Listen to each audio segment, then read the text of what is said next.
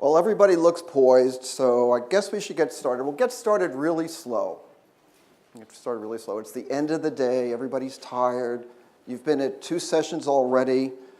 You're remembering, here comes the plug, there are drinks at 17:30, so we're not going to be late. We're going to all get there. Please make yourself comfortable. Don't hesitate to raise your paw and say something. Talk it through. Oh dear.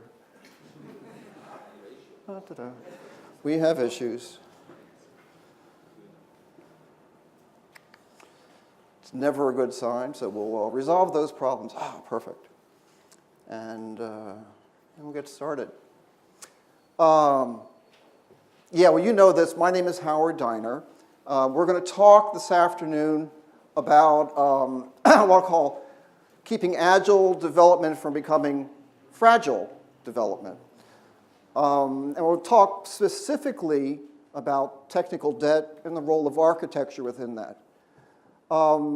Since we're waiting another 60 seconds, how many people in here practice some form of agile in development? God, this has changed so much in 3 years. How many people in here do Scrum? Wow. So they're the same kind of thing. How many people in here do Kanban on different teams? Oh, excellent, excellent. And how many people have given up on all of that stuff and are just working it out? Okay. Well, yeah. I mean, as long you'll see, I'm easy to get along with. People point at me, and a long time have said, "Oh yeah, he's an agilist." I'm really a very pragmatic person. Okay, and this kind of things that I do, some people will denigrate by saying it's way too heavyweight, and then other people will say, "Oh my God, how can you not consider this, that, and the next thing?" So we'll see how it goes. Anyhow, here's the presentation. Thank you very much. Let's first talk about the problem before we talk about solutions. All right. So, just like everything else in life, writing software in a commercial setting, and how many people in here are in commercial software? Wow, this is excellent.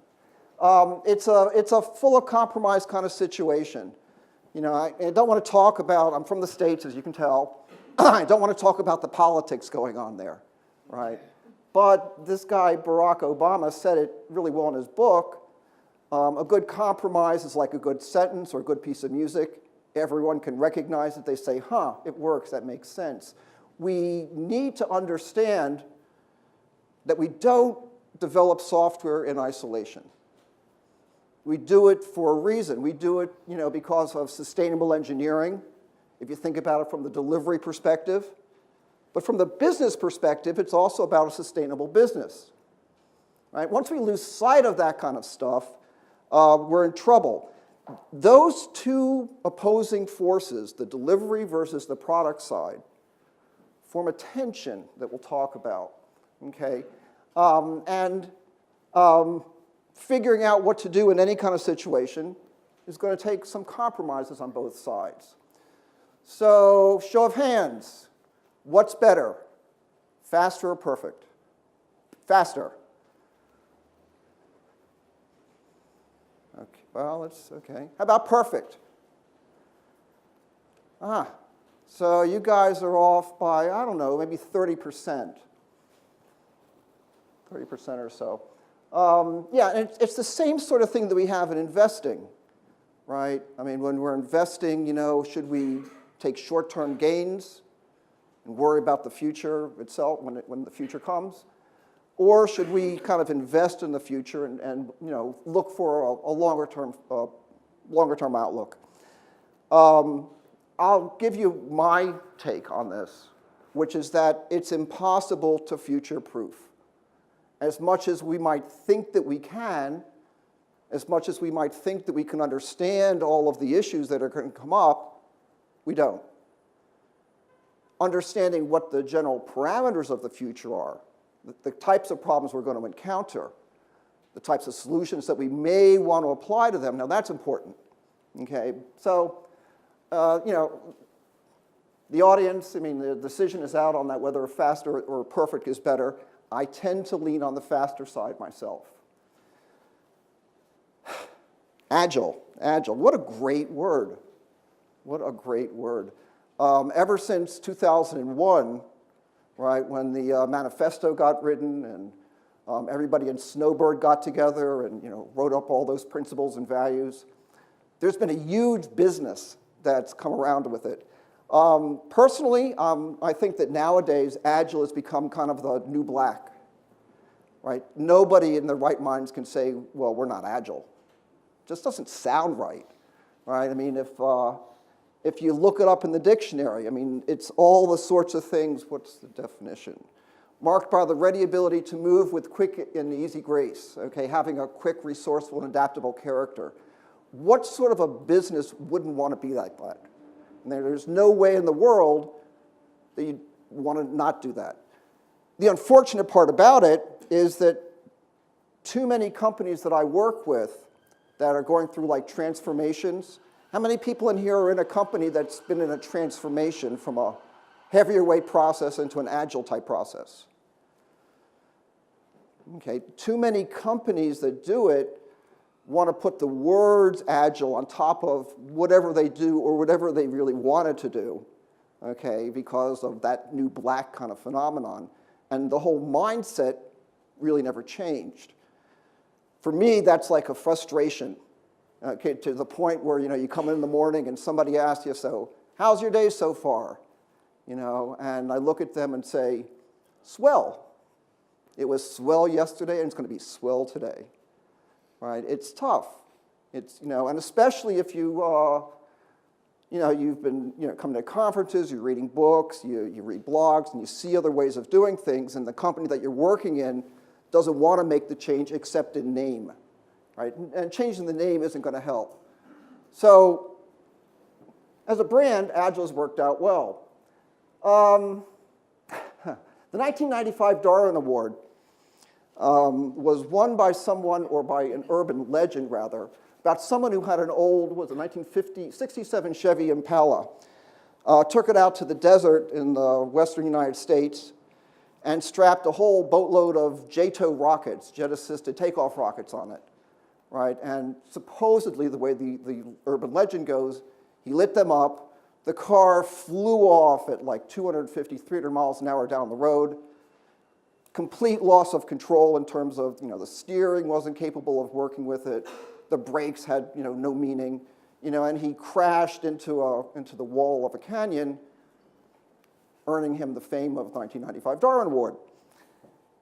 The moral of the story is that just because we can go fast doesn't mean that we should.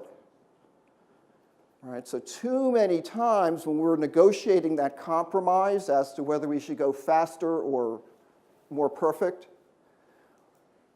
the inclination is to say, let's just go fast. And that can have some rather serious consequences, don't you think? So, enough of the problem. Let's start talking about some of the metaphors that are involved in this. How many people in here have heard the word technical debt, and that's what attracted you to this? Wow. Wow. Okay. I guess you know that it was coined by Ward Cunningham somewhere around the 2000 era. I don't know the exact date on that kind of stuff.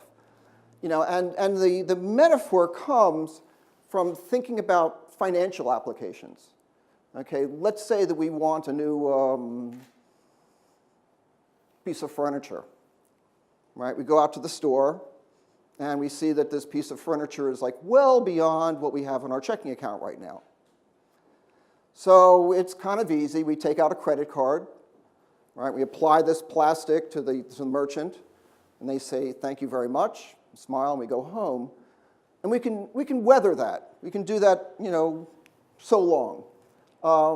But, the financial debt that we incur adds up over time.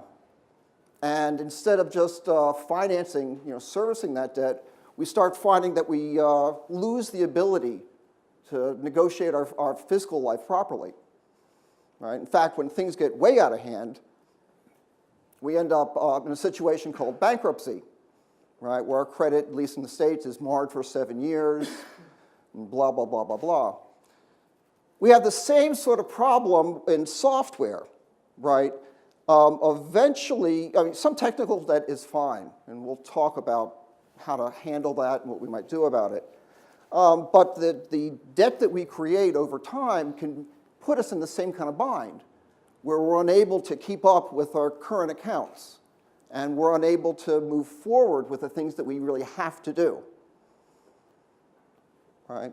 And in software, when you reach that stage called bankruptcy, it has a different name, that name being rewrite, right? And generally, that's a very expensive option.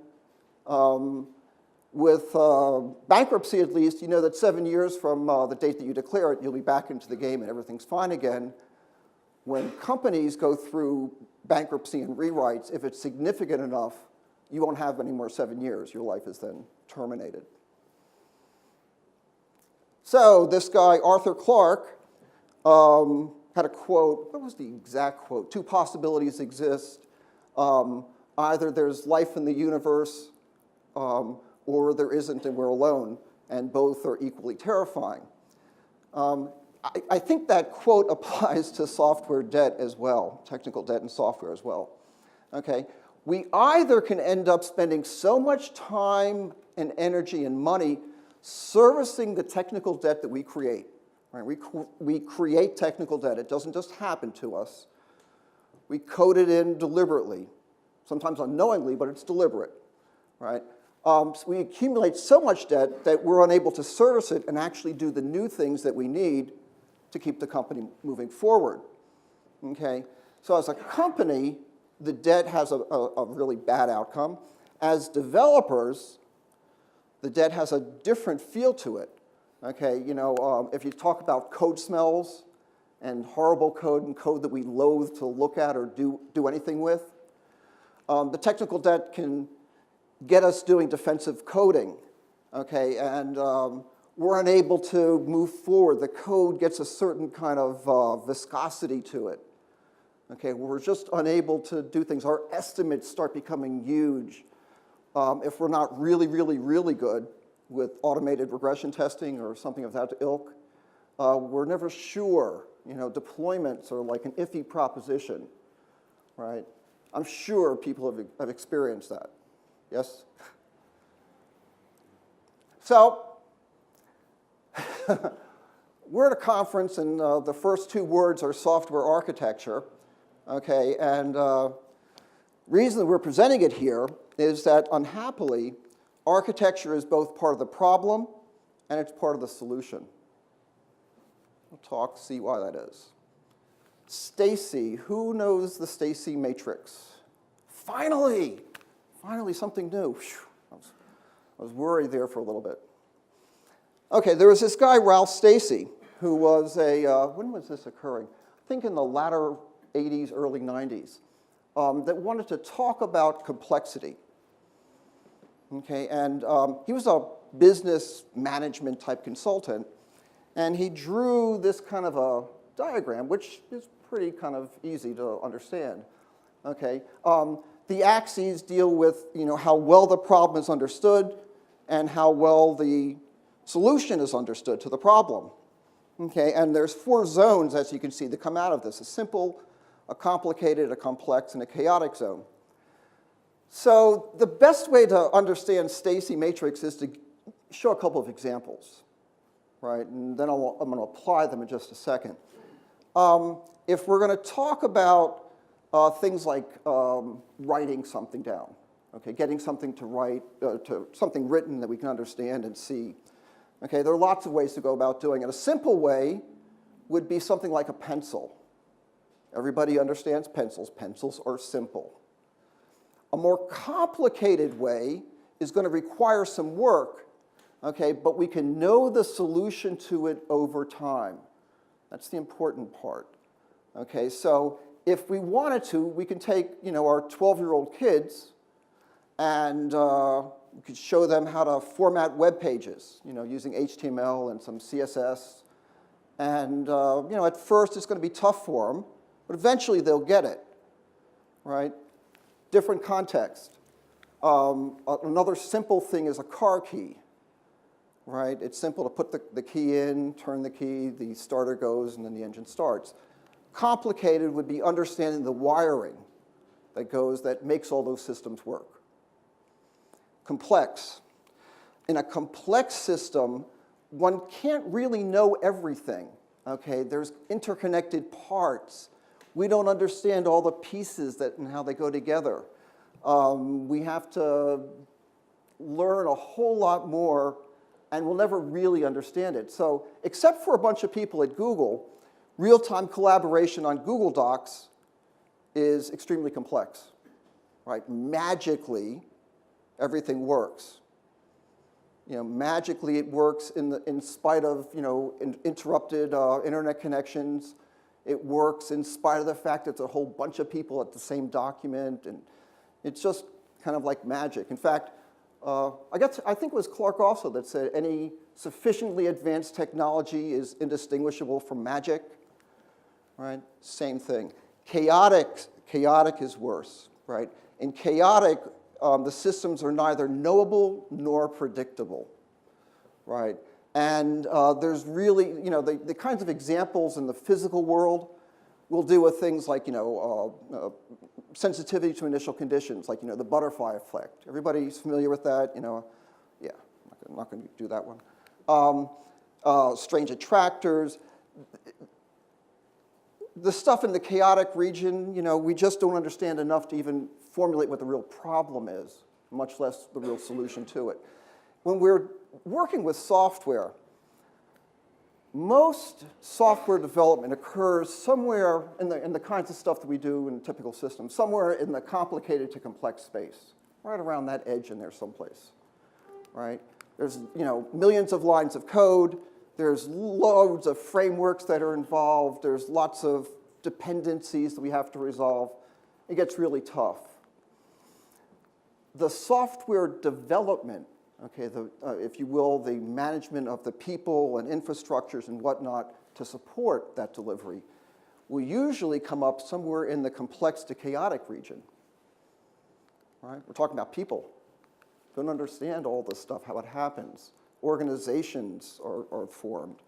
Bureaucracy occurs, right? So, it gets to be a terrible world. Stacy Slater, I think that this is someone from around here. I really don't know her, but I looked it up, right? If we're going, well, the reason we're talking about the Stacy Matrix is that the types of ways that we deal with things vary based on the complexity of the problem, right? So for a simple problem, we can just get out a bunch of checklists, right?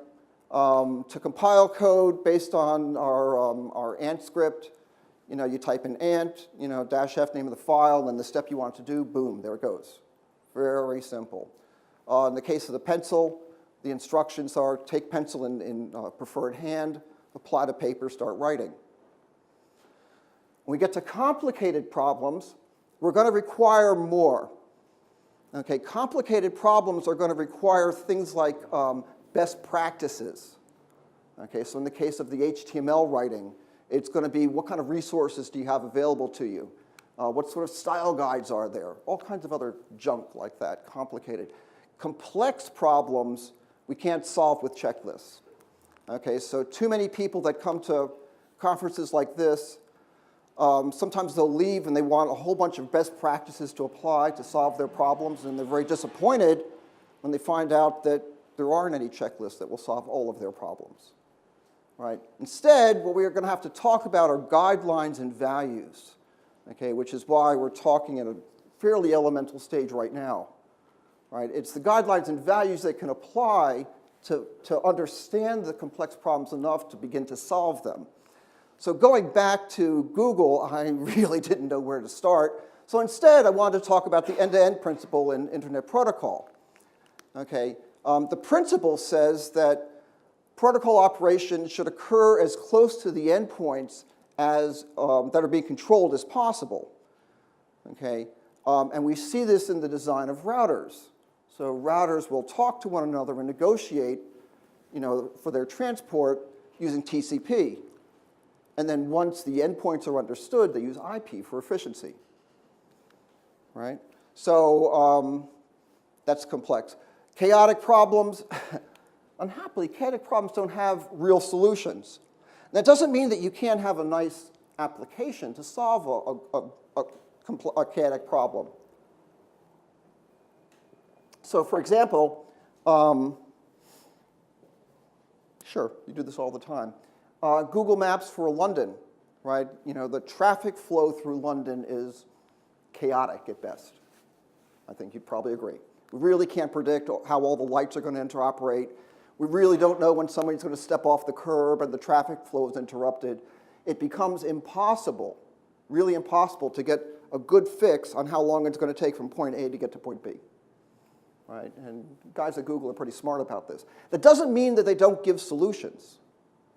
Right? They actually will look at real-time traffic.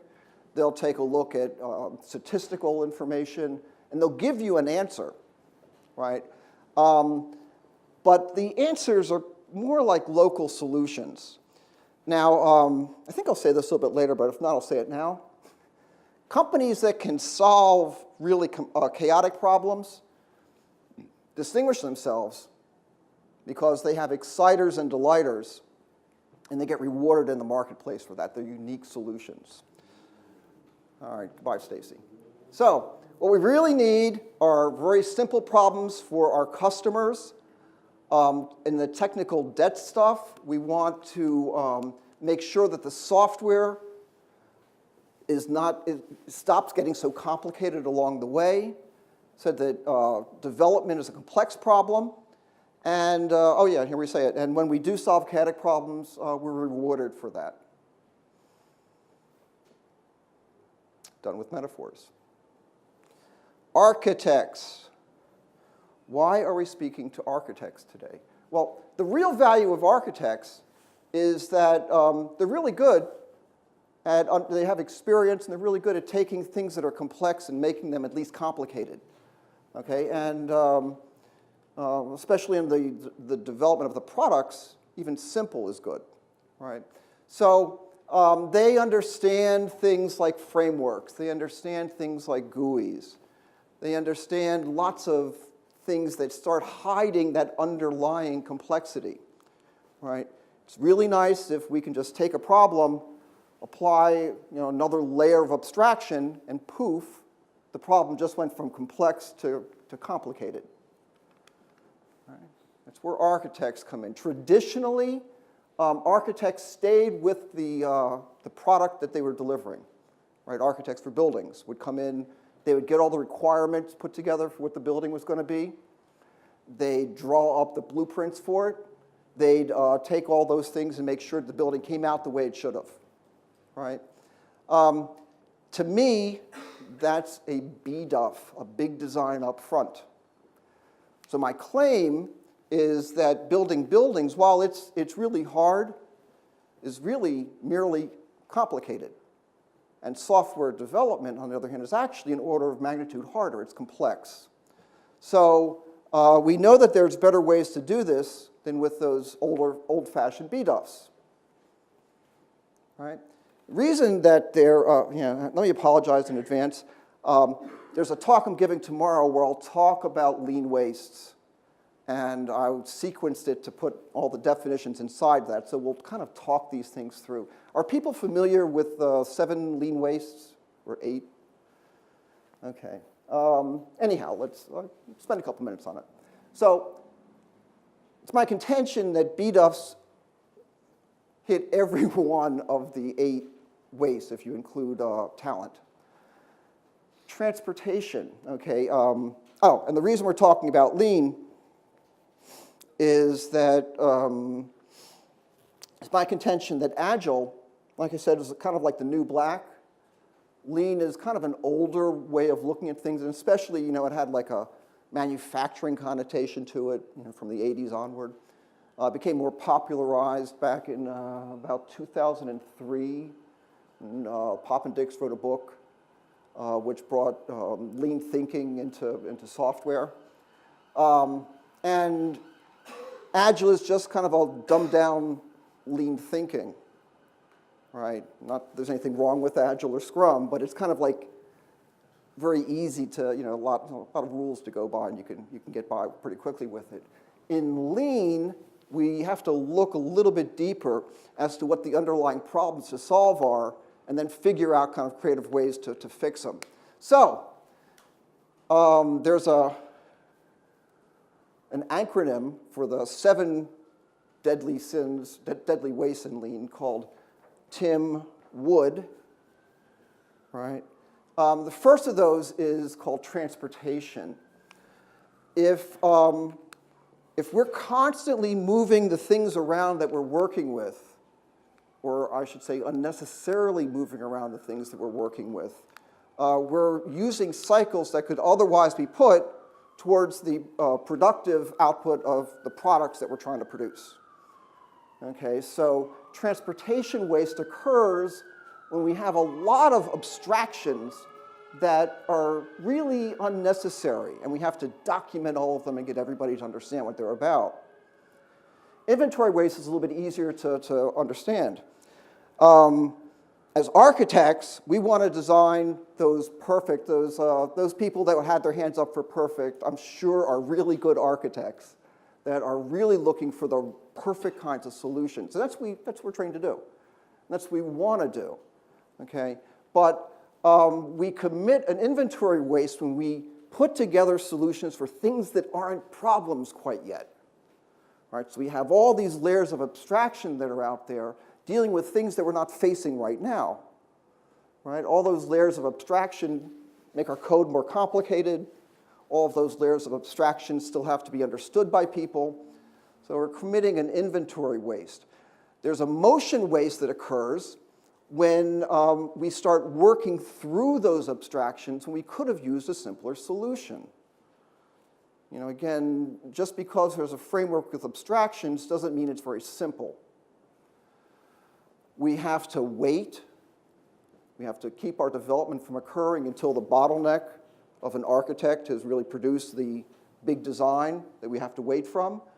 We have overproduction when the architecture is bigger than what we actually need for a solution. We overprocess and require people to understand all of those abstractions when simpler things would have happened.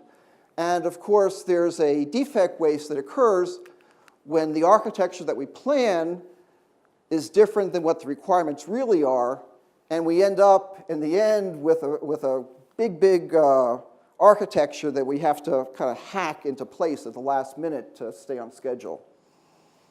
Finally, it's not one of the original 7 deadly wastes, but there's this thing called talent waste, right? And a talent waste will occur when we fail to delegate to the appropriate level. Okay, so we'll talk through this. I think this comes up a little bit. So overcomplexity early on is really the real problem, right? Again, architects are part of the solution. This is how we're part of the problem.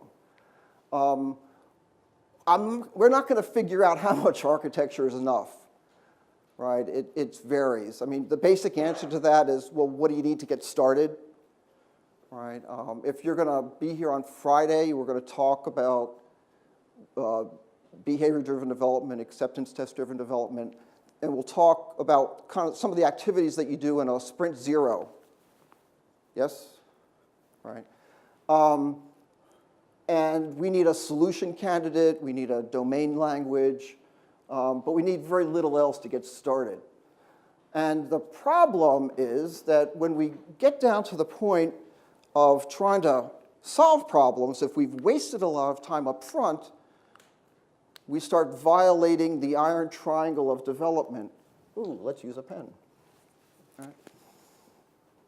So there's a law of physics, right, which talks about features that we're going to work with, resources that we have, and time to complete. Right? And these 3 vertices for any given project become set. Right, once we understand all the resources, right, we start a project, it's too late to add more resources. We start violating the mythical man-month problems. Right? those features that we want done in a time frame that we have allotted to us, they either work or they don't. Right? Assume that they work for a second. Once we start finding that the features that we want are different than the features that we planned for, somehow this kind of pulls on the iron triangle. And the problem is that the iron triangle isn't quite enough. It's actually a tetrahedron. All right, so you're going to have to use your mind's eye. Okay, and this point is sitting out here in space. Right? It's an iron tetrahedron. When some of these things vary after the beginning of our project, they start usually pulling down the vertex on quality. So we don't end up with where we need to be. We've pulled down the vertex on quality. Either we have a product that doesn't work as designed or doesn't solve the problem that it needs to, but assume for a second that we somehow forced everything in, or we accumulate a terrible waste in technical debt to get there, right? All in the spirit of get her done. So we can't start hacking at the last minute. Don't fail me now.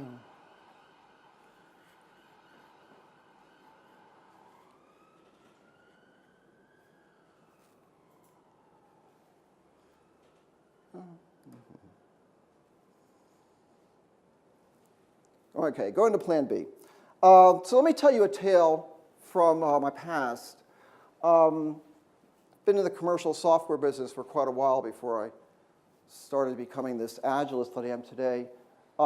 Back in the mid-90s, I had moved from Los Angeles to New York, and I was working for a company called Mobius Management Systems. And we were going to produce software that did this electronic data delivery stuff. Okay, and there was a mainframe application they had working. The company kind of lured me over. I had done some work previously. I was a lead architect on a finite element analysis package. But this was my first chance to get in and get involved in the Windows world. I'd done a lot of cross-platform stuff before that.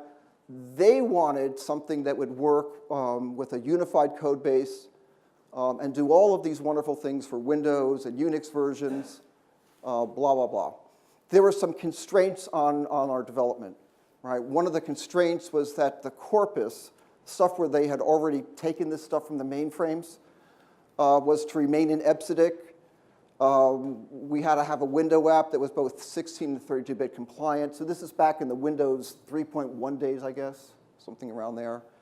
The Unix, we needed to work on all the variants of Unix at the time, and we needed the Windows version first.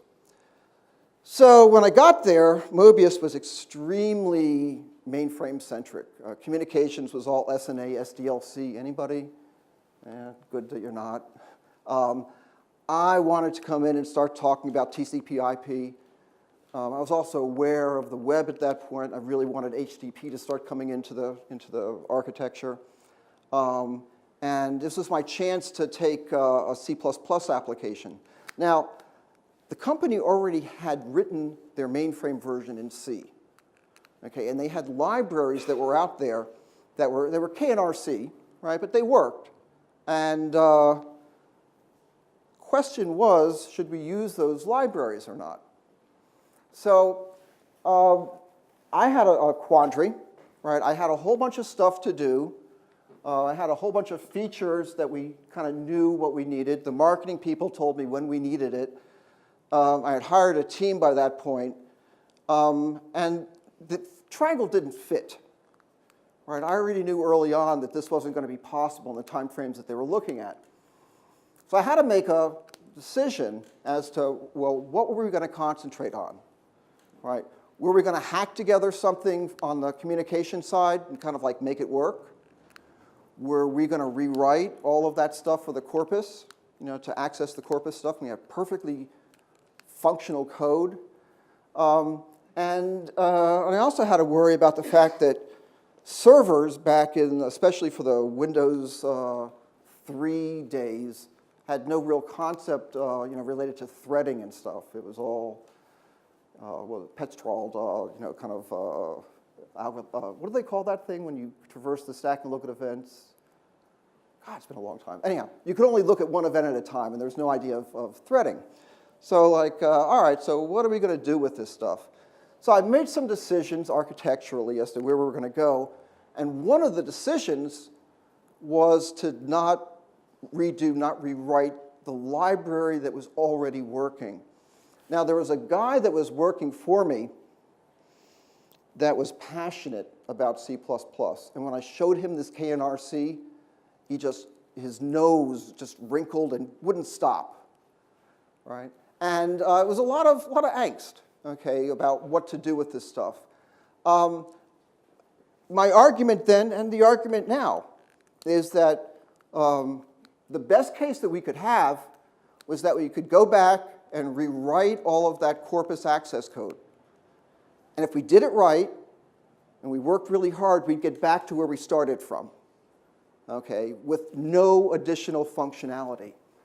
And I really wanted to do these other things. I didn't want to just rewrite the past. I wanted to move into the future.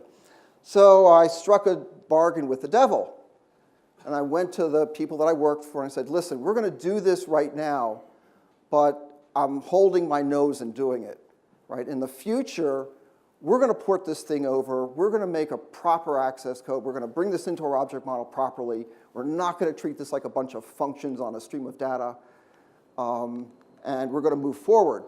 And they said, sure, just get us the thing on time. So there was a compromise, a bad compromise that was made.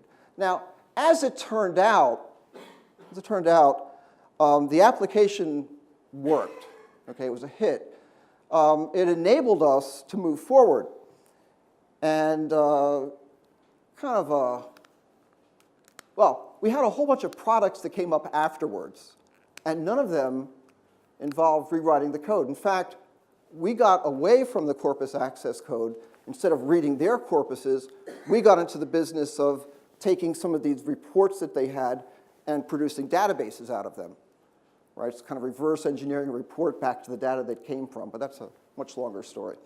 I didn't get bogged down in the technical debt that we were creating. We created technical debt right from the beginning. But that was okay because the company survived, again, with a kind of a deal with the devil. So architects alone aren't going to solve the problem of technical debt. Technical debt is something that happens when we write code. Okay? We can plan for it in the architecture we put together, but once we start putting it into the code, that's when it really occurs. Okay? So we could have some best practices to solve the complicated problems with coding, and Stacy just re-entered the room.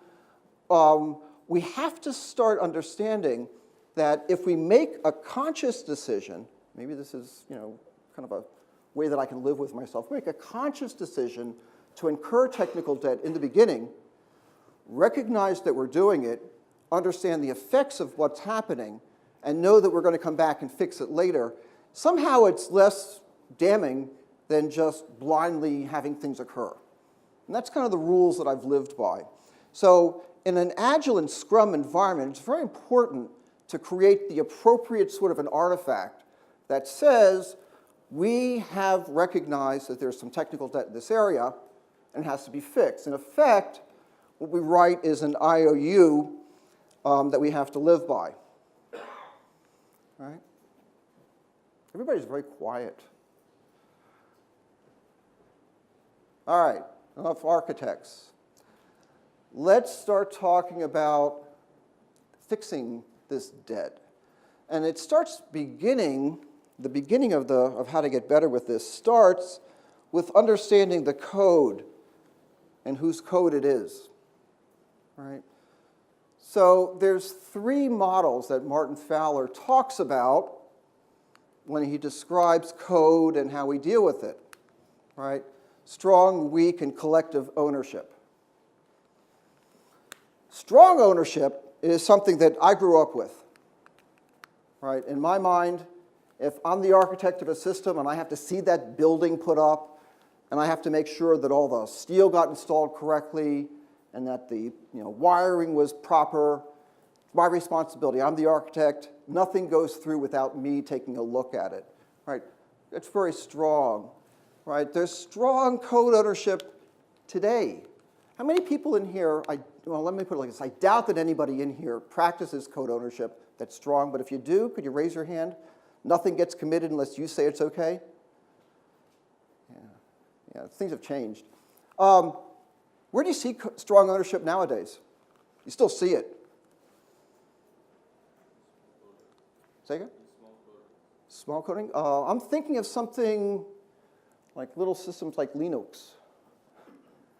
Right? A lot of open source projects practice strong ownership.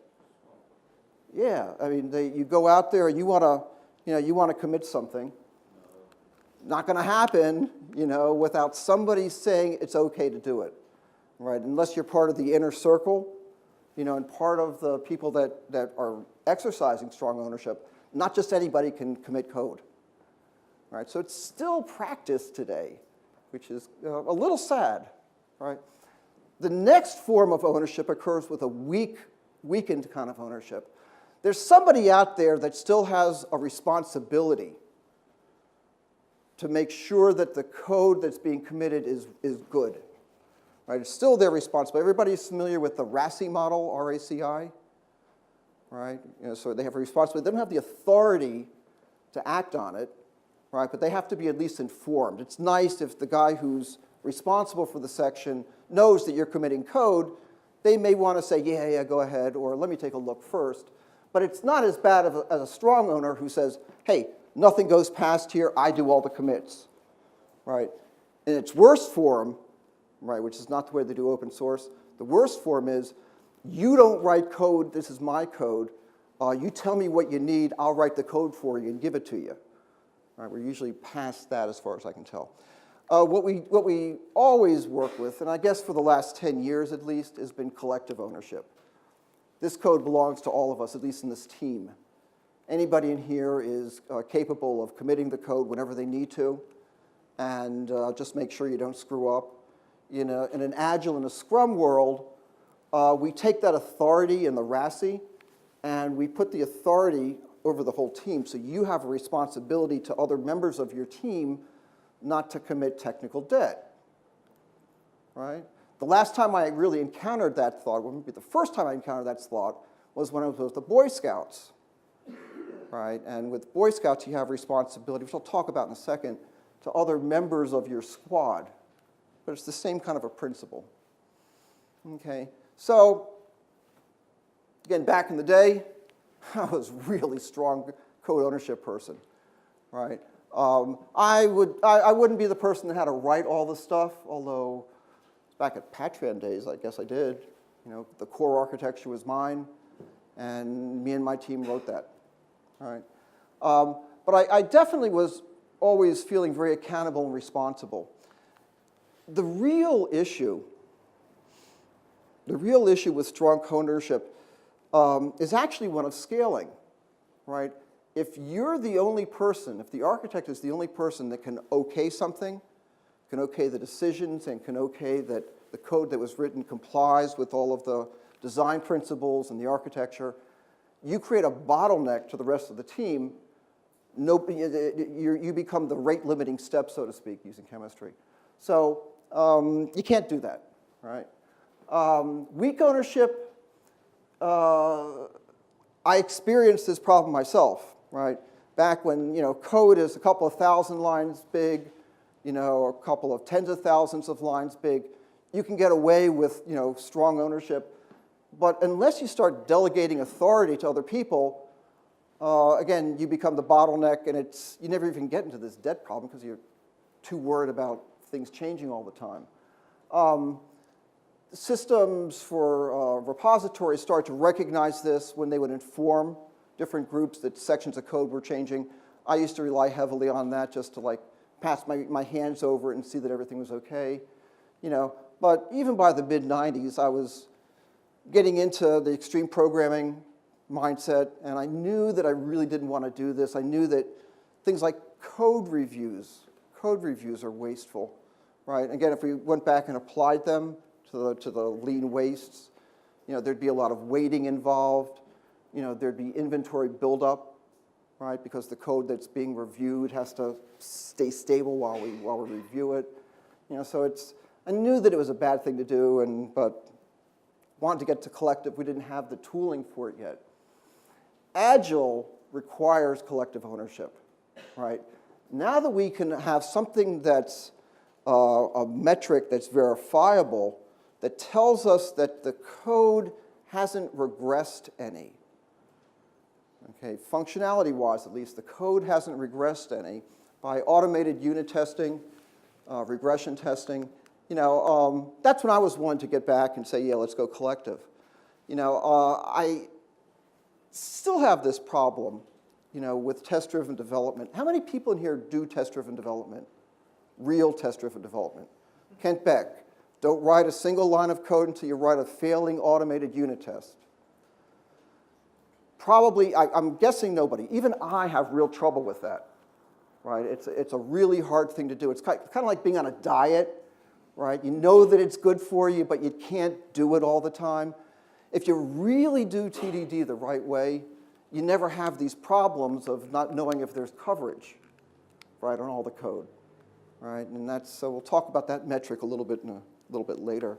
But if we could get to real XP development, so many of our other problems from the technical debt perspective or the fixing of the technical debt perspective get fixed. But it's a nasty nut. So, Agile development, going fast, okay, and when it's appropriate to go fast, okay, broken windows. Raise of hands, how many people know this metaphor, the broken windows one? Wow, great. Okay, for the other half to two-thirds, let me explain this. This is a concept that was popularized by Dave Thomas and Andy Hunt. What was it? Pragmatic Programmer, which if you haven't read that book, you should. It's just really, it's a light read and it's fun. It actually is something that has nothing to do with computers, right? The problem is a social issue. So The Atlantic, back in March of 1982, did an article it was entitled Broken Windows, and they talked about this study by Phil Zimbardo, done 1969. Phil had taken two cars. Okay, they were nice-looking cars. I don't think they were brand new, but they were nice-looking cars. He took one and put it in the Bronx in New York. Anybody that knows the Bronx, this is like, had a reputation then. It's still not all that great. But within an hour, the car was getting vandalized. All the tires had come off, and the car was being stripped of all of its parts. And by the end of the day, it was up on cinder blocks and blazing and stuff. It wasn't pretty. He also had a car, the same kind of car, and he put it in a street in Palo Alto, California, which is beautiful, and it's heaven on earth. Okay, now in Palo Alto, nobody touched the car. It sat there for a week. So what Phil then did is he took a sledgehammer and started to smash in a couple of the headlights, and he dented up some of the fenders. And now in Palo Alto, they didn't take the car apart and set it ablaze, but they did go out and actually start vandalizing it. And the issue is one of social mores, right? When the community starts finding that mutual regard and obligations get violated, and they say, well, you know what? If I do a little bit, it doesn't matter, right? I have a daughter, still have a daughter. And when she was like a preteen, a teen or something, you go into her room and I'd look at the floor, I wouldn't see the floor, right? And I felt really obligated to clean it up, right? Because you can't live like this.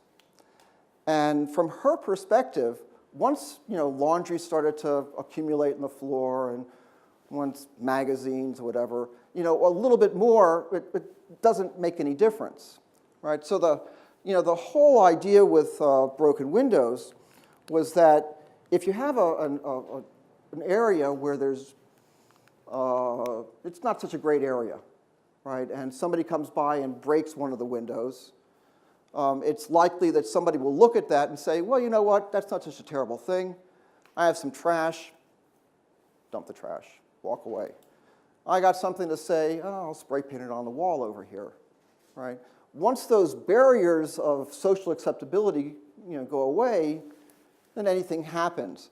The antidote to that, right, is that any small piece of violation, if it's cleaned up immediately, resets the whole social mores. So the shopkeeper whose window was broken, if he goes back and takes a piece of plywood, boards it up, then you hit the situation where in the States we call this gentrification. People understand that this area is stable and moving forward, and things don't, it becomes more like Palo Alto. It's been applied in cities. In New York, back in the early 90s, who was the mayor back there? I can't remember his name right now, but he had this policy where there were no crimes that were too small to prosecute. All right, if somebody did anything, you take care of it right away and move forward. And it was, socially, they were trying to say that crime rate would improve, or crime rate would decrease, I should say, because all the small stuff was sweated. Application of this to our software is important. And the reason is that if we don't do that, then we hit these situations where we start to look at code and realize that there's something really terrible, it's in the code base. It really smells bad. All right, we look at this code and we're unsure, what's going on. Right? The code has a lot of smells. It has a lot of things that are wrong with it. And we say, gee, I could go through and actually look very deeply into what's going on, or I could put a little section of code over here that just bypasses it for this special case and leave it and keep going. And to me, that's as bad of a violation as my daughter saying, well, there's a piece of laundry on the floor right now. Doesn't matter if I throw some more, right? We end up creating our debt by creating this Frankenstein inside of our code, right? Every time we put something else in there, we're like bolting another thing on his neck, or we got this huge scar and we just sloppily sew it up. We can't do it. Dave Thomas, Andy Hunt told us don't live with broken windows. I started to say before that my first application of this was as a Boy Scout. Anybody in here was a Boy Scout once? Few? Yeah. Remember the thing, don't leave a campsite until it's as clean or cleaner than when you got there? Broken windows apply to camping. Anyhow, Dave Thomas. So how do we start removing fear?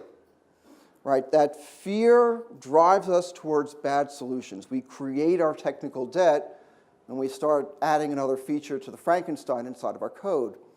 So we have to be able to gain confidence that we can refactor as we go.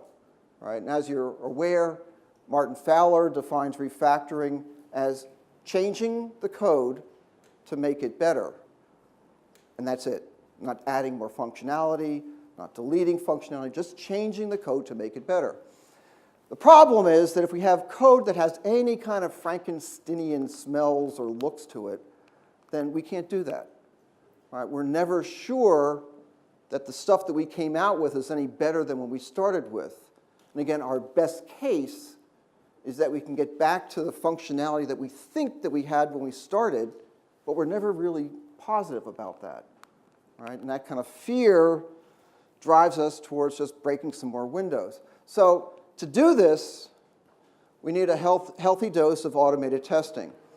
Okay? And again, to do this right, we need to apply the real XP practices of test-driven development, where it's not just unit testing in the sense of, oh, it's a small little application that kind of goes through and says that it works, right? But we're not writing that line of code before we write a failing automated test for it.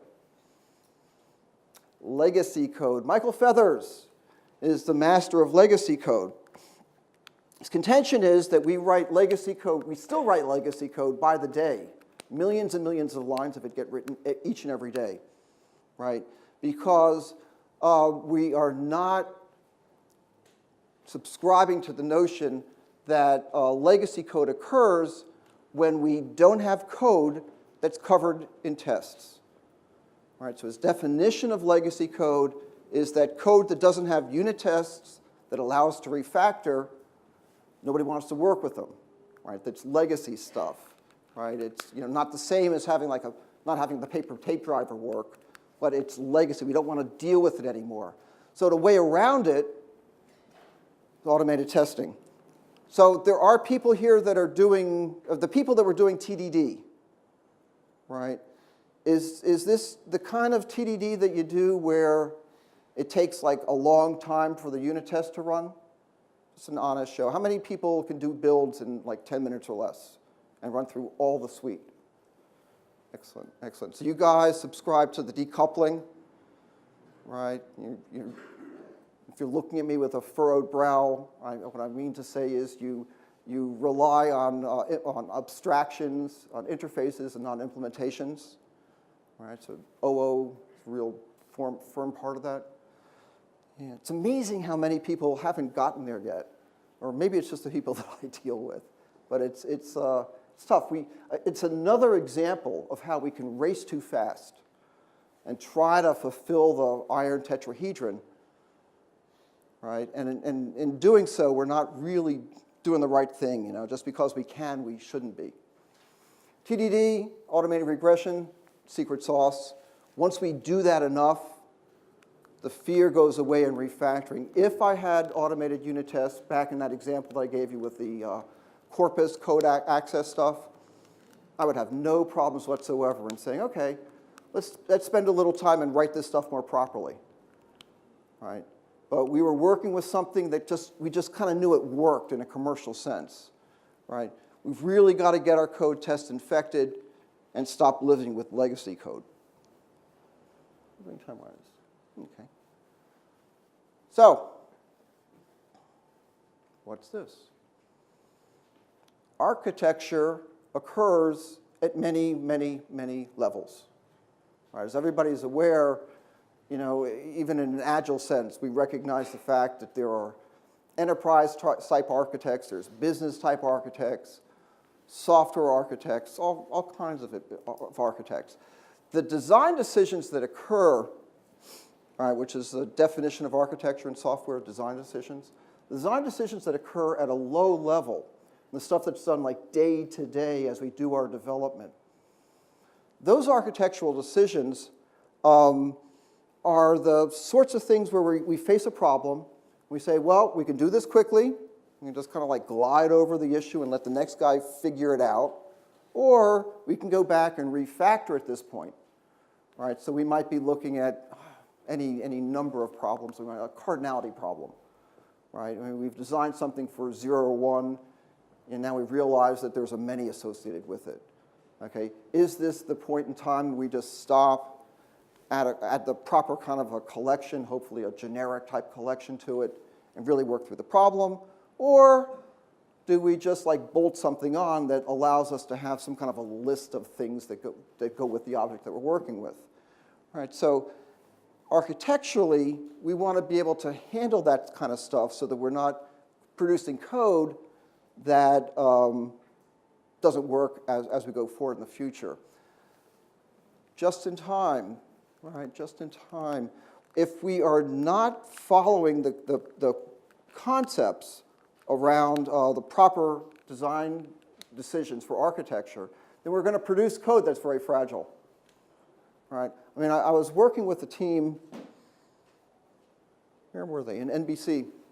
In fact, he's the guy that gave me this notion of like, Howard, you keep on coaching us on Scrum and moving fast and going forward. So doesn't that imply that we're going to have fragile code? The answer was, well, no, it really doesn't. Not if we're doing it properly. So we have to admit that the design decisions that we get at the end of like a sprint 0 are not the final decisions for all time. right? The design itself will come out as we complete the application. In fact, if we can get past the point where we say we have to have this really great design up front, because we know that's the way to solve the problem, right, we'll find out that our architecture kind of like fits the problem like a glove if we're able to go back and do things like test-driven development, if we're able to go back and refactor as we go, right, our solutions come up better. But the problem is that this doesn't fix everything, because there's only so much that we can refactor in a given amount of time that's workable, right?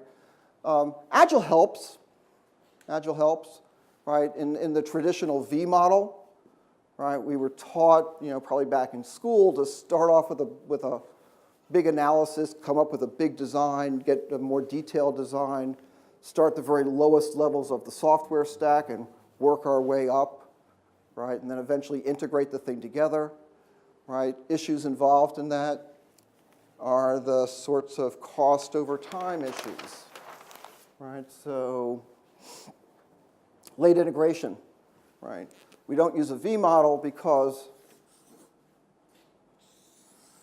the cost of defect remediation kind of raises kind of exponentially over time, right? I first saw this curve back in Patran days, when the first commercial product, and we have time for a little story here. I was in the men's room, okay, and one of those uncomfortable situations where the CEO comes up right next to you and we're both standing and trying to not look at one another. And Lou Delmonico looks at me and says, "So how are things going?" Right, because we were late, we were real late to market. And said, "Oh, Lou, we're good," being very uncomfortable. Finish up, wash up, go out in the hall. Lou's still with me. And Lou looks at me and says, "Well, our product is really important." And again, this was a finite element analysis package. So it was something where you could put together a model for, let's say, a bridge, and then simulate an earthquake and see if the bridge deformed. You do it with cars, all that kind of junk. It's fascinating stuff. So anyhow, Lou was telling me this story, and suddenly he yells to somebody, "Could somebody throw me a marker?" And somebody throws a marker to Lou. And then Lou goes up to the wall and draws this. I look at Lou and say, "Lou, you just drew on the wall." And Lou says, "Look, we're spending millions of dollars in developing this software. It'll cost $15 to get a gallon of paint at Lowe's, and we'll fix it." Anyhow, he was talking about cars. And he said that if a car gets put together with a disc brake, the disc brakes fail because of overheating, because the size of the rotor was too small. They fail on the road. Then the cost of fixing that is huge, right? And the cost of fixing is huge because you're getting all these lawsuits. You got a zillion cars in the road that you have to recall. And that's really rather expensive. If you can find the problem and fix it while the cars are still being first mass manufactured, then you'll be late getting to the dealers with the cars. But it's not the end of the world. It's way, way, way, way less than if the cars failed in the field. Said, on the other hand, if you could go back and fix the problem when you could find the problem when you first are putting together the car in the engineering section, and they hand build a car and they drive it around the parking lot. If you can find the problem then and fix it, well, it's a lot less than any of the other alternatives. He said, on the other hand, if when the engineer draws the disc brake in his CAD program and the program comes back and says, "Danger, danger, disc brake too small," then the cost of fixing is almost nothing. Right? So in our world, the cost of fixing defects when we have stuff that's public can be huge. Right? The cost of fixing stuff when we have like final testing, and I don't even want to use this word or this acronym, but I will, like UAT, supposedly the final testing, whatever. Bad, but not the end of the world. If we can find stuff, maybe our QA people come in and they run tests, every so often on something that we're building from our CI server. Okay, again, not so bad. If we were to find the problem when we're doing test-driven development, then the cost of fixing it is like getting next to nothing again.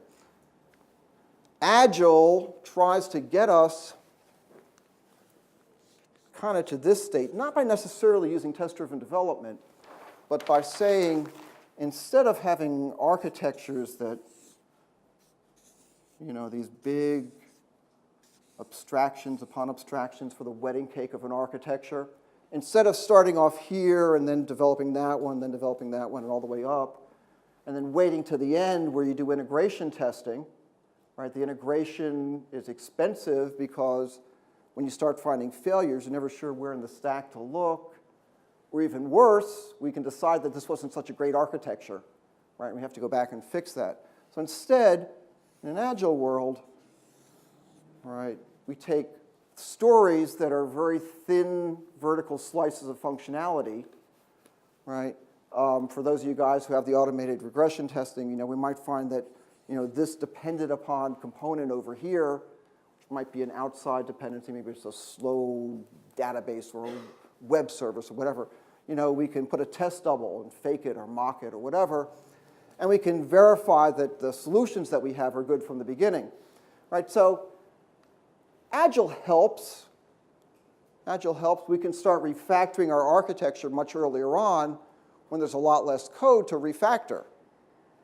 All right, so that's helpful, but it's not the entire thing.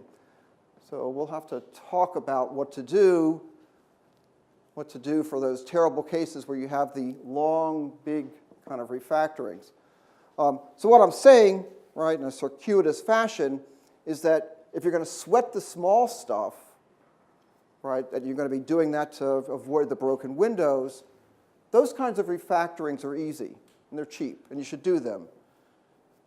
The Agile sort of concept of starting off, and verifying your design early on, not a lot of code, okay, good, cheap, easy, we should be doing that, right? But then we got to get past that and worry about technical debt that's out there. In fact, even identifying what technical debt is in our code. So it's sort of like looking at where we are, right? It would be really great if there were some tools that were available to us that could look at the entire design intent of the stuff that we're putting together as architects, could look at all of our artifacts that we create. We might be drawing stuff. They might look at some of the early sorts of solution candidates that we have, whatever, and they could come back and tell us if those were good design decisions or not, right? We don't have that luxury. We could ask some consultant, what he thinks about it. And she may come back and say, well, it's interesting design, right? And they'll probably tell you something that you want to hear, right? But they're not going to know. It's way too complex to figure it out, right? But instead, since we recognize that technical debt occurs when that design gets implemented into the code, that one artifact that all projects have, can become a place where we can start evaluating how well we did, right? And what we should use are some tools that are out there. How many people in the room run code metrics as part of their, you guys are gonna eat this up. Okay, how many people use SonarQube? All right, well, for the rest of you, your homework assignment is to go home and look at sonarcube.org. By the way, are you guys finding that it works for you? Yeah. I mean, it's, how would you describe this? It works over a variety of different languages. I use it with JavaScript. You use it with Java? JavaScript. JavaScript. Interesting. That's one of the tougher things to get into, right? It's kind of like a dispassionate person looking over the stuff. I think so. I mean, it has, and I'll describe some of the metrics that you can get out of this stuff, right? But it's kind of like someone who really knows what they're doing. They're looking at it, and they're giving you a report. It's just a report, right? It's a starting point, right? Metrics are something that we use to look at things and measure with, they're not the answer, right? But if you get a bad one, it tells you where you should start making some inquiries and start thinking about stuff. Anyhow, this is what SonarQube kind of looks like, right? Very configurable. These sort of heat maps are usually applied to things like code coverage. Some of the statistics that will come out here are the high levels. Some of the statistics I'll describe. Right? I'm not going to go into a great amount of detail on this stuff whatsoever. But you look at it, it's an information reflector. Okay, at a glance, you can tell how things are going.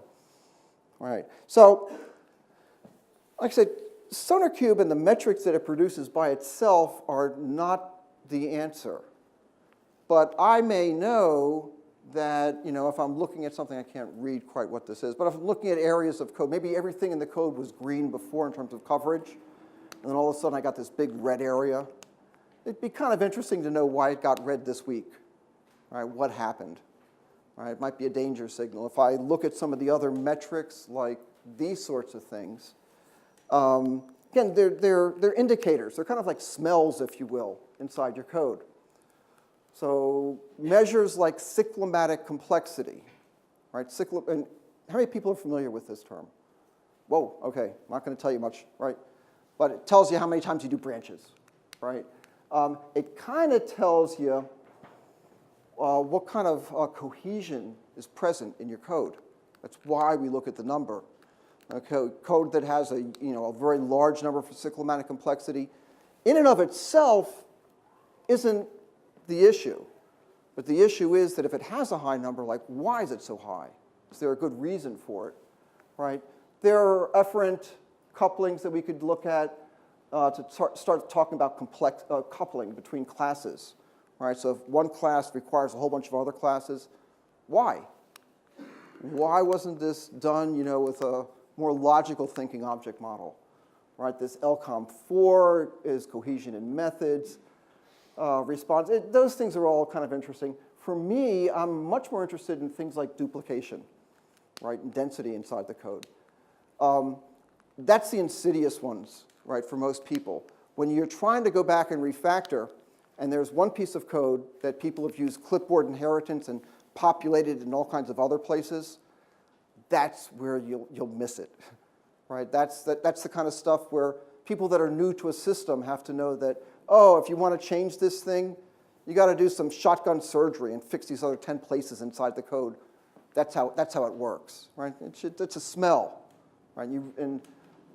The good kind of code duplication checkers will actually work directly inside the CLR, right? For those of you that are into .NET, right? So I'm trying to think how many people in here use TeamCity as their use these features? The code duplication stuff in TeamCity works at the CLR level, right? So the code itself, the characters don't have to be repeated, right? Somebody may have gone back and renamed locally, and you can still find it, right? Stuff that goes on in SonarQube actually doesn't do that, okay? But again, duplication in code is like the mother of all evils. There's various metrics that are out there for the length of the code, the size of it, very basic stuff. And of course, there's this little one with test coverage, right? Again, not a problem in and of itself, but it'll kind of tell you where the code could use some work. So why do we go and look at that? Whoops, we did that, right.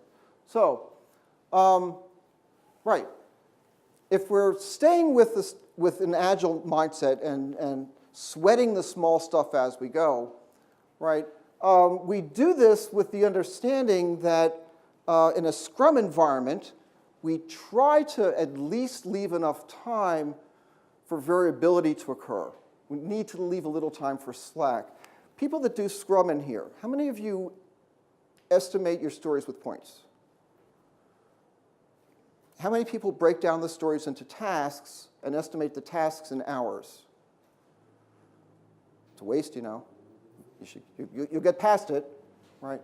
When you do that, when you're estimating the time in hours, hopefully you're going back and cross-checking, and making sure that, it kind of looks right. It's not just kind of multiple, of the amount of time that we have with people, that the story points don't have to have some mathematical precision, right? But it's very important that when we do it, and if you're going to do estimation in hours, recognize that there should be some amount of slack in there. The amount of creativity that we need to go back and see that there's some kind of a small problem, see that we need to refactor an area. We don't know this before we start uncovering it in the code. Right? So in a Scrum environment, we want to be able to make those changes and make them rapidly. The problem is that in Agile and in Scrum, we usually don't have the variability at the large level. Right? In most people that are doing planning for, let's say, a release, right? How many people use Scrum for planning their releases? Okay, you probably do something like this.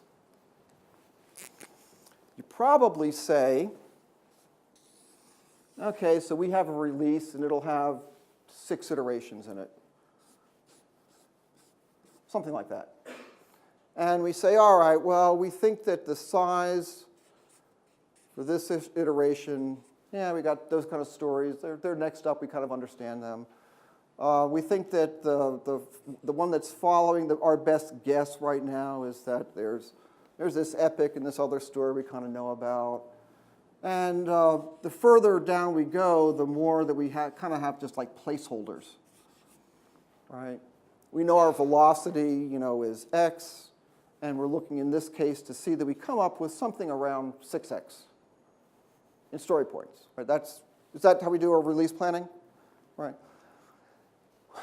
A better way, of course, to go about it, if we had the ability to do it, would be to start looking at the variability, right? We recognize that the estimates and story points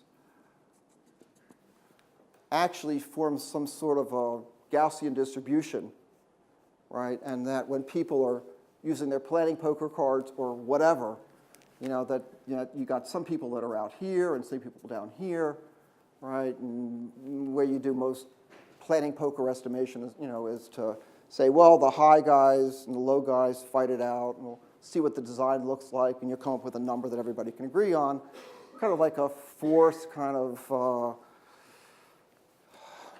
an answer. That variability, if we were to look at it, tells us, if we were to go back to like a 2 standard deviation unit estimate based on the variability, and plan our releases with that, we would find that maybe this story isn't really going to make it, right? So each of these things is kind of bigger, and our 6x includes that variability at 2 standard deviation units, right? Then we remove it, okay? And we come back with a buffer, either a feature buffer or a schedule buffer, depending on what you said. It's not a pad, it's a buffer. We tell the product owner, okay, this is our plan going forward, and if we hit the end of the release, then we can always take in that next story on the backlog, and boom, it'll be part of the release, but we don't know yet, right? So tell your marketing people not to plan for that one. Well, the problem is we never left any time in there to do the slack that we need to do the more meaningful refactoring over time. Right? I don't know how you can, because we don't know coming up in the beginning when we're planning what kind of problems we're going to come forward with. So to do that, we said this. To do that, we have to finance it in a sense, right? The big stuff is a finance job, right? So we have to have some kind of that, remember that technical debt artifact we put into the backlog we were talking about before? The IOU. We'll do this, we're going to hold our nose and do it, but remember, we got to go back and fix this going forward. When those sorts of stories are in the product backlog, the product owner has to kind of make a choice, right? There's a tension that takes place. The tension, again, the thing that we started off with, between the business side that's looking for value in product, and on the delivery side that says, oh, here's how we're going to do what you want. Right? So that tension has to somehow come out and be part of the planning that we're doing on a release. So, in the way that I talk about going about planning, I believe at a very product level. I believe in a way of doing this for visioning and road mapping called lean business model canvases. Anybody? Lean startup kind of thinking stuff. It's business school 101 kind of things, so we're not that familiar with it. But you divide the world into like 9 quadrants, and you talk about customers. You talk about market segments. You talk about channels. You talk about solutions, and you talk about your unique values. Then you also talk about the costs and the benefits. Okay. When you start putting together these business model canvases, and you're looking on the cost side, we call that kind of stuff estimates. All right. And the estimates that we usually will work from will be the story points in our backlogs. That's our estimates. Our estimates will get large when there's a lot of uncertainty that's out there. Right? When there's a lot of uncertainty, we try to cover it by making a larger estimate. Right? When you start looking at that and putting it back against market forecasts, all right, and you start drawing that timeline of when we think we're going to have features and how much it's going to cost to get to those features, and then we discount those things back into present day dollars or currency. With things like net present value. Right. So we find this cost is like overwhelming the benefits because our estimates are so high. If there's another story in the backlog, right, that says, all right, we got this technical debt to cover. We have an estimate for the technical debt. There'll be an intrinsic value to the organization when we fix this thing. Right, because now we're going to use this stuff to build new things in the future. There will be an extrinsic benefit as per here. All right? And now we go back and revisit what our costs will be because we'll say if we had this stuff done properly, instead of having a 80-point story in the backlog, it's suddenly now we think it's going to become a 20-point story. If we can start to justify how the technical debt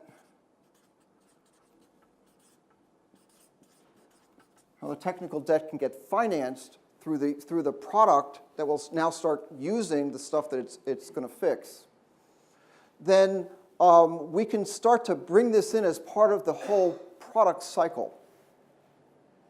And I've always found this to be very useful in the kind of stuff that I've been doing. All right. So ultimately, all of the stuff that we do has to become extrinsic. We have to sell it in the products that we're working with. We fund our technical debt by incorporating the costs inside the initiatives that will bear those costs. And of course, still, by the way, if you come back from this calculus and find out that things like, you don't have a product, that you can't forecast a future for it, the answer is not to just like keep on plodding along. You just say, as a company, we're not going to do this. It doesn't make sense, right? Anyhow, we need to be able to look at the quantification of stuff over time to finance the work that we need to have done. And that, sort of like it. So I have some final words to say. What are those words? We need to invest in the products that we make, okay? Remember that just because you can do something doesn't mean you should do it if it's going to leave a crater of technical debt. We don't just want to jump at each and every business opportunity and say, get her done. That's just going to create more. We have to understand that you will slow down our software development process if we don't work with technical debt appropriately, right? Eventually it becomes something where we can't do anything but fix the broken stuff that's out there. There's never anything new that we can accomplish, right? As architects, we live in the Stacy region of complexity, okay, all the time.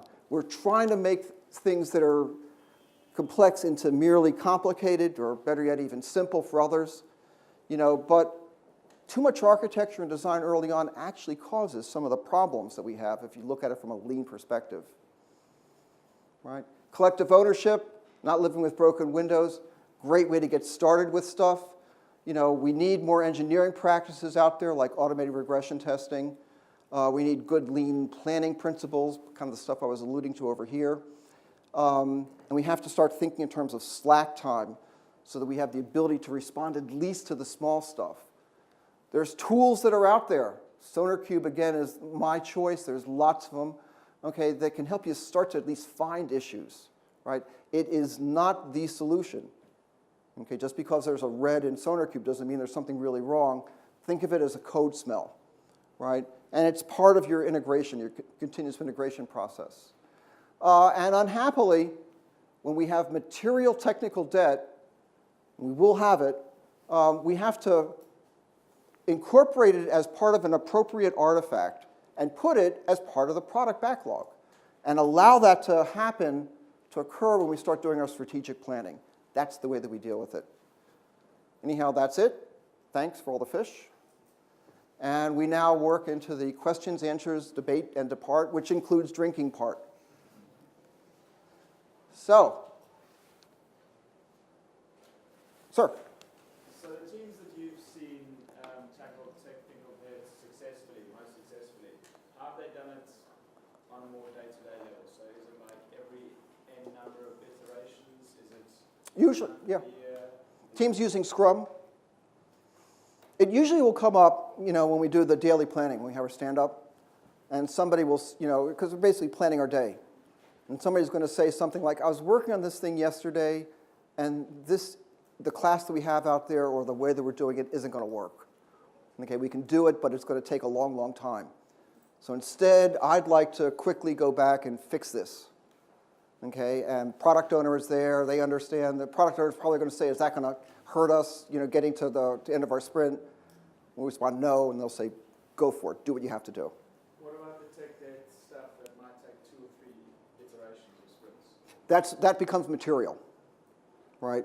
And it's going to depend, right? If it's that you can't produce a solution at all, the product owner is going to feel like, oh, I got a gun in my mouth. I guess you got to do it then. On the other hand, if you say, well, we can meet the date, we're going to commit some sins doing it. We want you to recognize that those are sins and we're not happy about this, then that's one of those compromises. And it's at that point, right, and it'll usually come up like with sprint planning, where we'll say, let's create a story. It's our technical debt story. Get no business value out of this story, but it's work that has to be done. And as part of the strategic planning, and by strategic planning, I mean things like release planning. That's when you start to resolve it. Again, it's hard to say, it's like, if you really, really, really can't do it, you have to do it. Yeah. My experience is that the compromising always happens and the cleanup never. Yeah, well, like I say, I gave you that story about with Mobius. Sometimes the things that are really bad, I knew that the code that was out there was terrible. Oh my God, it was horrible. But it just worked out that in terms of the way the product line started to go, we never even cared about it anymore. We got more interested in developing the new stuff. And forget that old stuff. Who cares? And I think in terms of strong product development kind of mentality, and if there's something that's not causing a problem, it's not impeding our progress going forward, I'm likely just to leave it alone. If it's like real legacy stuff, it's going to take forever to fix it. Yeah, but that's just me, and I'm not trying to be perfect. Good comment. Sir? Everybody knows, seems that ordinary engineers think of maintainability in metric terms. Mm-hmm. Simple paradigm, mean time to repair. Right.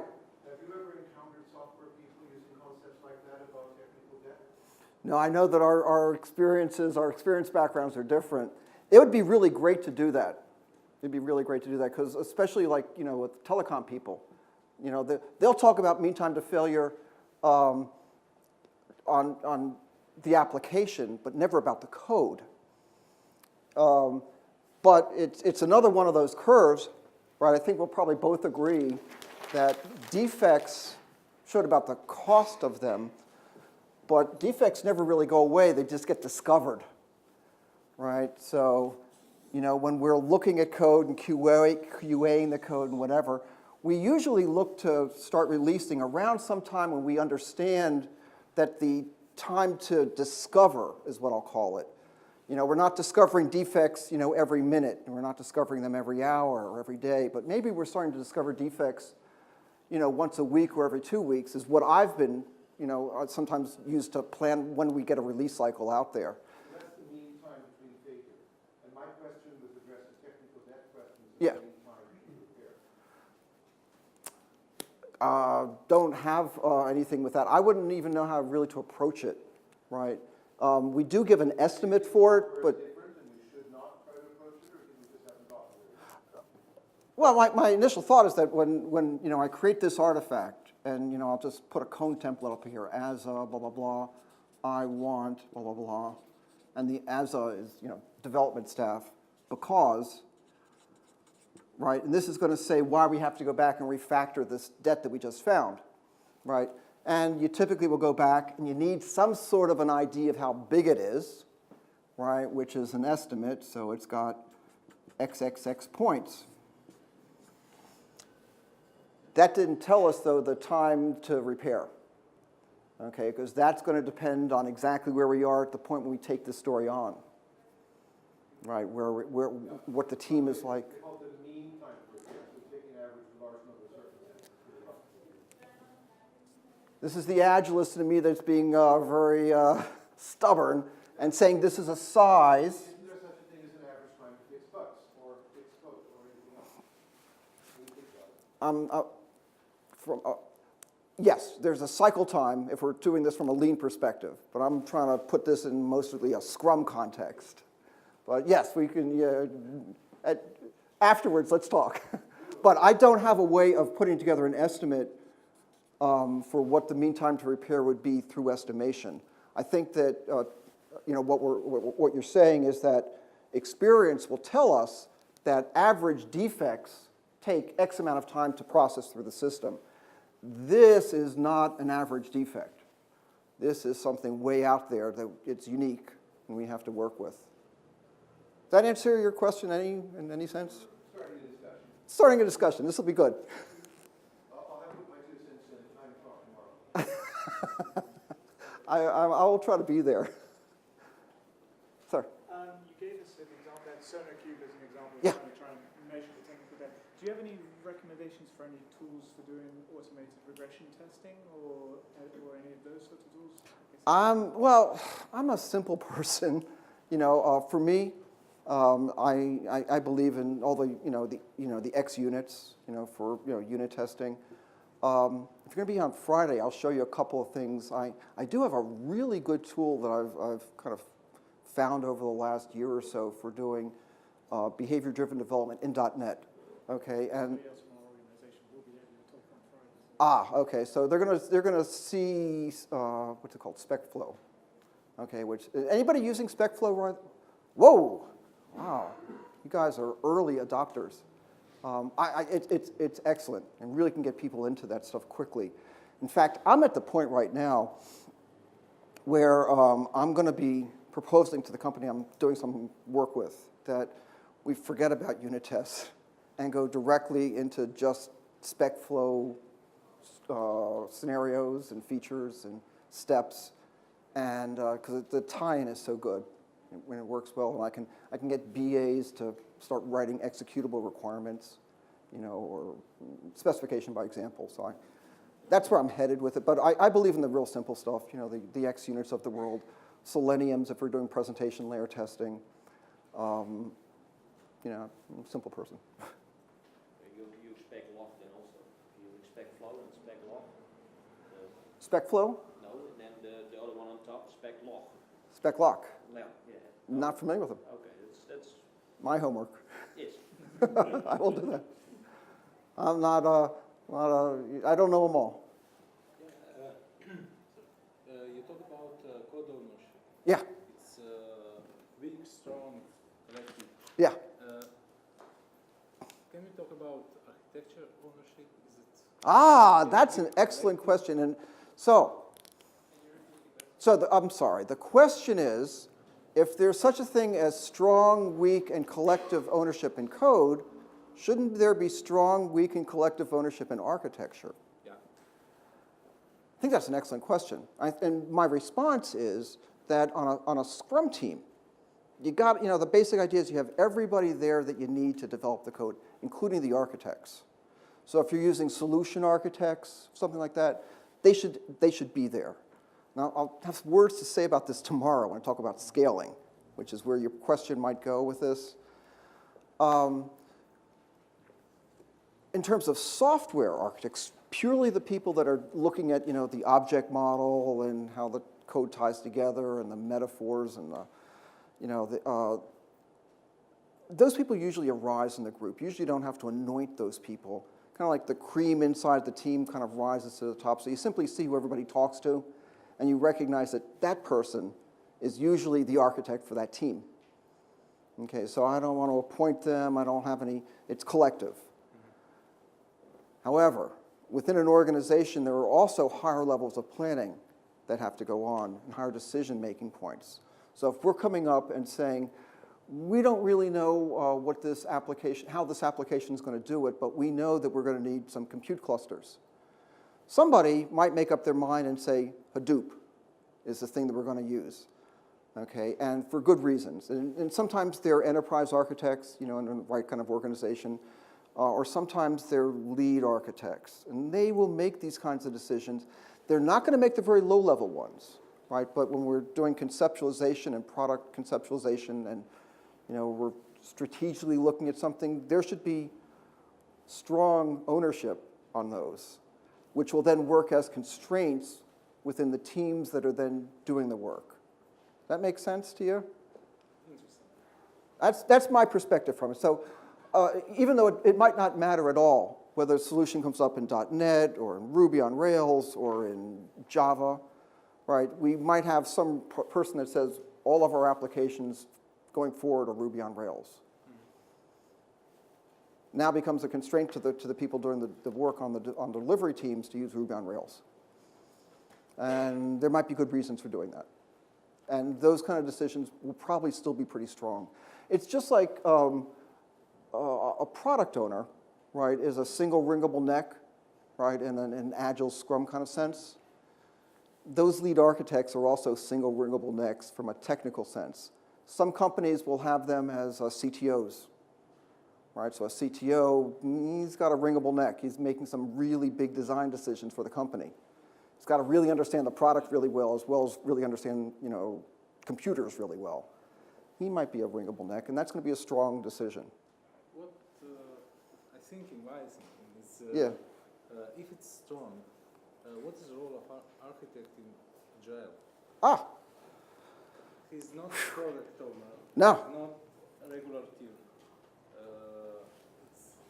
Well, again, at a team level, where I was talking about the person that everybody goes to, and they. I'm talking about all the level. I think you should come to my talk tomorrow, where I'm going to talk about products versus platform concerns. Architects in that world, and it's not purely a Scrum world anymore, right? In the way that I like to scale Agile, will own platforms. Okay, and they might not be CTOs, but they have to say, here's the architecture for this component that everybody else relies upon. Okay, and you need to make those decisions. Committee decisions for that kind of stuff are usually really poor. They still need to be coding architects. Okay, they don't just produce PowerPoint slides and say, here's our architecture, all right? But it's different. We could talk. Sir? Do you use any unit to express the technical depth? Well, Yeah, eventually they come into units. Like I say, if we're putting this artifact together, the story points are unitless, but by the time you get in and actually, I need to show you an example, I guess, to have it make sense, where you're looking at estimation. Okay, the estimation that I do on these, well, it's back there, on the BMCs, is in currency, right? So it's been monetized. But we don't monetize it the way we used to with like a project plan and look at an hour estimate for this and 3,000 lines of hour estimates. I like to estimate things at that level as like a team for a quarter. Okay, but you said that you don't trace how much a given task will be taken in this Scrum. Yeah. Because you just do not hide those numbers. You said that this is that's Right, so we're going to look at a backlog, right? yes, but you have in the backlog how it took the things to done. Right. But not the solve to the problem. You don't know the deviation. Yeah, we don't. Yeah, I was assuming when I was talking about that, 2 standard deviation units. First of all, just about nobody does it. I can tell you from a theoretical standpoint why it's the great thing to do, Okay. but we never capture that data. If you estimate something that was correct, you don't fix your estimate. You don't correct them after the. Oh, sure. I mean, the question becomes, so for everybody else that didn't hear the question, if we have a backlog of stuff and we're planning, let's say, a release, how do we know which pieces to put in and how much it's going to cost us? So we might go through, and a product owner might say, okay, these first 10 epics define the features that we need for this next release. Now let's go through and talk about how much this will cost, right? And the cost is going to be expressed in the strategic terms, where I'm doing rolling planning. In people quarters, by the time I'm doing a release, it's at the cusp between strategic and tactical planning, right? So I'm probably going to talk about iterations and the team iteration cost. So I can put a number on that. I know how much people make on the team. I know how much it costs to put them in the office. I can calculate with mathematical precision, right, how much it costs to employ these people for 2 weeks. And if I look at that and they say I can get this amount of stuff done in this release, I just have to multiply by the team and say it costs us that much. Product owner then has to come back and say, was it worth it? Right? Did I get to the forecast that I need for my product, or or we should figure out something else to do with the team? All right. So if it doesn't make sense, it's a lean principle. It doesn't make economic sense to do it. We don't do it. Right? Once we go back and figure out that we can't get those 10 items that we wanted to because of this huge technical debt story that the product owner didn't want to deal with because it gives them no value, we'll say, well, if we put this story in, right, it's going to take us an iteration, 2 iterations to refactor, to get past this. But once we do it, we think that the size of the remaining items is small, much smaller than it was with our estimates. So that might be a scenario where you come back and make a compromise and say, all right, well, I'm not getting all the stuff that I wanted, okay, because your estimate was so high. So instead, let's do this refactoring. You'll get nothing out of value. I'll get nothing from you for two iterations, but then we can make progress going forward. So yeah, after you go back, you should bet, you're going to do that technical debt story. You can go back and apply it to new estimates because it's new information. That's the appropriate time to reestimate.